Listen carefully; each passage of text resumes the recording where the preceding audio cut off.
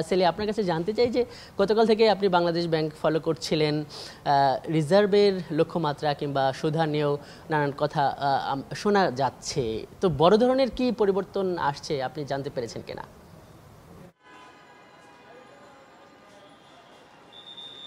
এরই মধ্যে যেটি আপনারা জানেন যে গতকাল যে সমাপনী বৈঠকটি অনুষ্ঠিত হয়েছে বাংলাদেশ ব্যাংকের সাথে আইএমএফের, সেখানে বাংলাদেশ থেকে প্রস্তাব করা হয়েছে ১,৮০০ কোটি ডলারের যে রিজার্ভের লক্ষ্যমাত্রা পুনরায় নির্ধারণ করার জন্য কমিয়ে নিয়ে এসে, এবং একই সঙ্গে কিন্তু করের ক্ষেত্রেও কিন্তু কমিয়ে নিয়ে আসা এবং সংশোধনী করার প্রস্তাব করেছে, এবং দুপক্ষই কিন্তু সেটি বলা যেতে পারে বাংলাদেশের যে অনুরোধ সেটি মেনে নিয়েছে আইএমএফ। এই জায়গাটিতে যদি বলতে হয়, রাজস্ব এবং রিজার্ভ কিন্তু সবচেয়ে বেশি গুরুত্বপূর্ণ। আপনারা জানেন যে ওয়ার্ল্ড ব্যাংক অথবা এডিবি যে ধরনের জায়গাগুলোতে ঋণ দিয়ে থাকে, আইএমএফের বিষয়টি কিন্তু পুরোটাই বাংলাদেশ ব্যাংক এবং বাংলাদেশ ব্যাংকের গভর্নর কিন্তু এটার জন্য ঋণ গ্রহীতা হয়ে থাকেন, এবং তার সক্ষমতা, তার যে জায়গাটি রয়েছে সেটির উপর নির্ভর করে যে ঋণ পাওয়া এবং না পাওয়ার বিষয়টি। এই জায়গাটিতে যে শর্তগুলো আসলে দেওয়া হয়, বিশেষ করে আইএমএফ যে বিষয়টি নিয়ে কাজ করে সেটি হচ্ছে ব্যালেন্স অফ পেমেন্ট, এবং একটি দেশের যে ব্যালেন্স অফ পেমেন্ট, বিশেষ করে যদি বলতে হয় যে আমদানি রপ্তানির যে জায়গাগুলো রয়েছে সেটির সাথে যেমন ব্যালেন্স আকুর যে পরিশোধ, বিল পরিশোধ সেটি কি হবে, এবং রিজার্ভের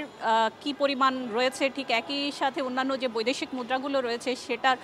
মূল্যমান কতটুকু, সব কিছু নির্ধারণ করে আয় ব্যয় দেনা একটি দেশের সব কিছু মিলেই কিন্তু আসলে এই ব্যালেন্স অফ পেমেন্ট এবং প্রকৃত রিজার্ভটি নির্ধারণ করা হয়ে থাকে। এবং এই সময়ের মধ্যে আইএমএফ যে লক্ষ্যমাত্রাগুলো দিয়ে আসছে গত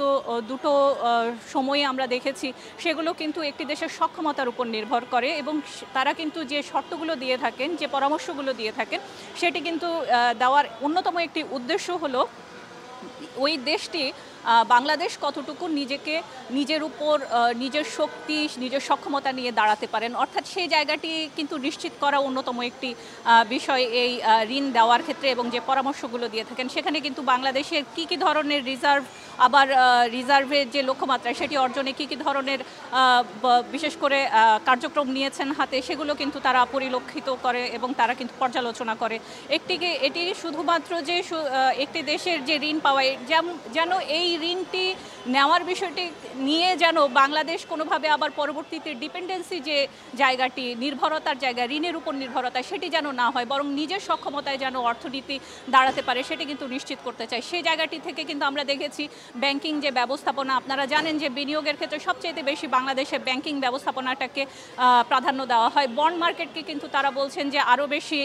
এগিয়ে যাওয়া দরকার, বন্ড মার্কেটকে আরও বেশি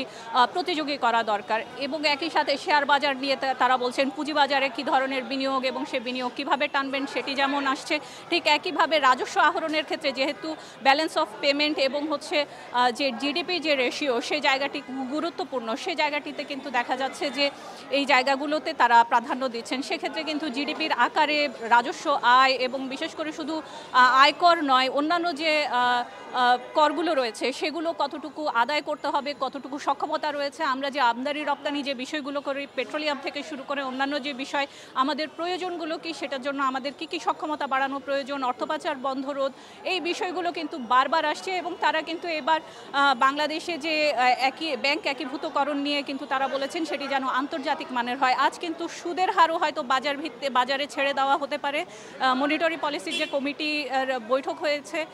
সেখানে কিন্তু অনেকটা এই ধরনের সিদ্ধান্ত আজকে আসতে পারে। একই সঙ্গে কিন্তু বৈদেশিক মুদ্রার যে বিনিময় হার, সেটিও কিন্তু বাজার ভিত্তিক